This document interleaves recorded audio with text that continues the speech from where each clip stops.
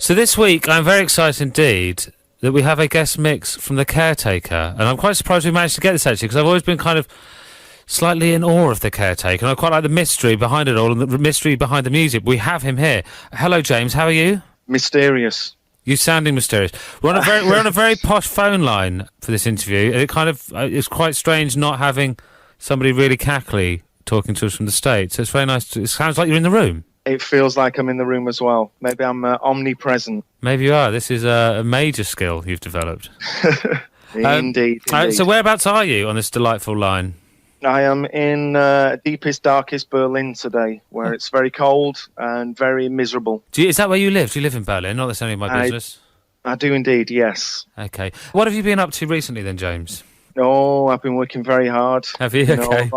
Lots of releases out this year. Some strange shows recently as well, where I was throwing myself down flights of stairs. Really? Tell me more. Yeah, well, I was playing this festival in Poland, and I was on before this experimental guy, Morton Subotnick, this old 80-year-old classic experimental guy. The venue's beautiful, huge, big cinema screen. I'm like, what the hell can I do here, to wake this audience up from the slumber? So I decided to throw myself down this full staircase to begin the show, which went very well. Did they wake up? They must have done. They definitely woke up. I think everybody was surprised because, of course, some of this music I make you would not associate. No, I'm surprised, I have to say. With that kind of action, but it really did wake up everybody, and then I had a fully attentive audience, which was fantastic. Did anybody come to your aid? No. Not that kind of gig. I realised it was part of this theatrical kind of like, what the hell is that? Everyone just shuffled around slightly uncomfortably and watched you. Yeah, I think so. Well, it was like this cinema, so I mean, everybody's just sat down, and then this information, I think, was getting passed down the rows, like, oh, did you see what he just did? He just threw himself down all these stairs, and now he's on stage drinking whiskey, and it's not quite normal for these people, I don't think, to see that. I was about to say, I've never managed to see you live, and I kind of want to do so even more now, but I will demand that you throw yourself off something.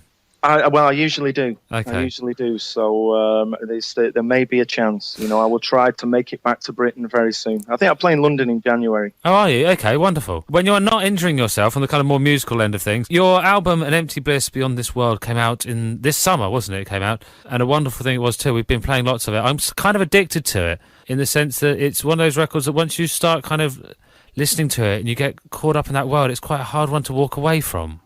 Indeed, there's lots of layers, I think, to these tracks as well. I mean, they're quite complicated, like the composition for these.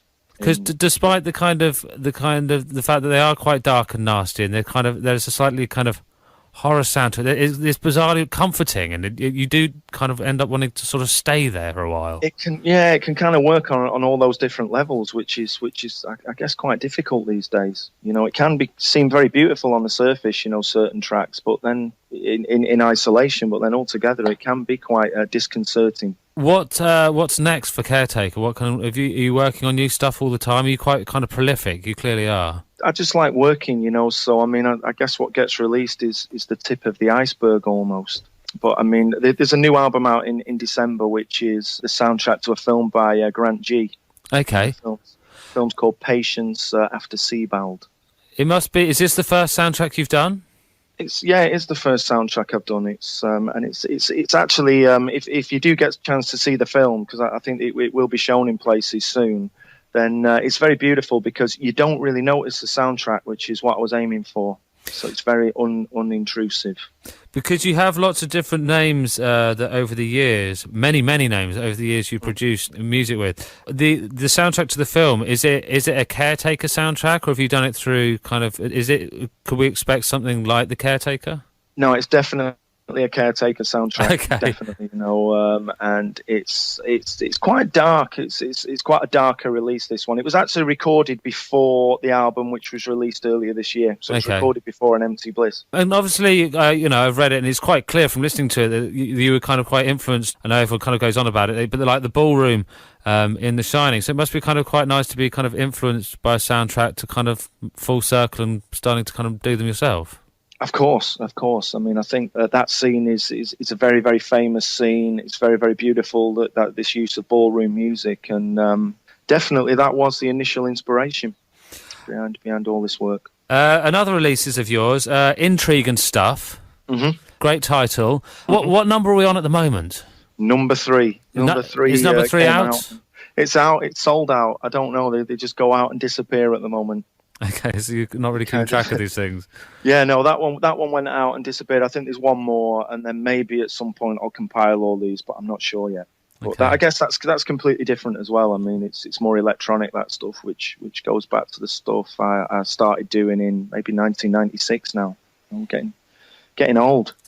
Well, it's quite hard to keep track of all your things. I kind of lose it, and then like I'm looking on kind of like various internet sites. So there's another Caretaker album, and you kind of they sort of kind of creep up on you, which I actually quite like. Out of interest, because the kind of the sound is such an old sound, but with a kind of like modern kind of view on it. I was just wondering, like, what kind of music were you brought up on? What you played as a kid? Oh, as a kid from my parents, I don't know. I think they were really into Van Morrison and things like this. So nothing like this whatsoever. Okay. Absolutely nothing like this. More pop music, of course. I mean, I love pop music. And finally, the guest mix that you've done for us, what can we expect from it? I would expect the unexpected. Okay. I think that's always the best thing. I think that's always the best thing to expect these days. That's always the motivation. Expect the unexpected. Okay, well, thanks very much. And I will leave you to your very cold Berlin. Darkness, believe me. Leave me to the darkness. Okay, we'll go and put the heating on and find something warm. I'll try to. Thank you very much for taking time out to speak to us. Thank you very much. Cheers then. Bye-bye. Ciao.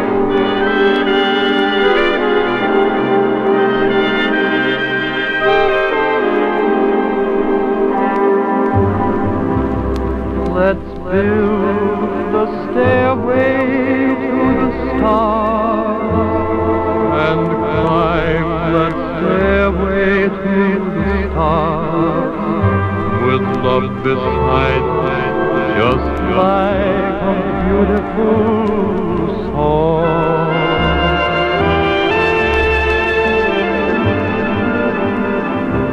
We'll hear the sound of violins out yonder where the blue begins. The moon will guide us as we go drifting along.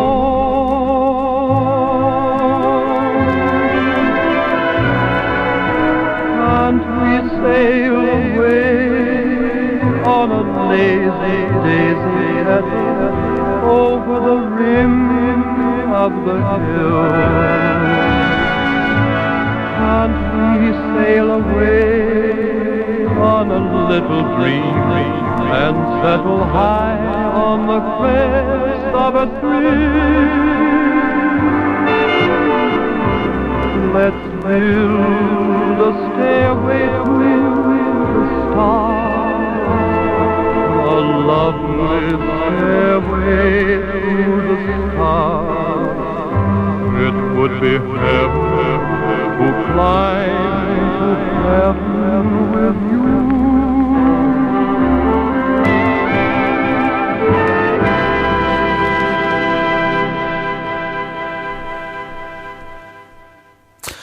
Wow, that was incredible. I really do wish that had gone on for a lot longer. This week's guest mix from The Caretaker. Thank you very much indeed to him for that.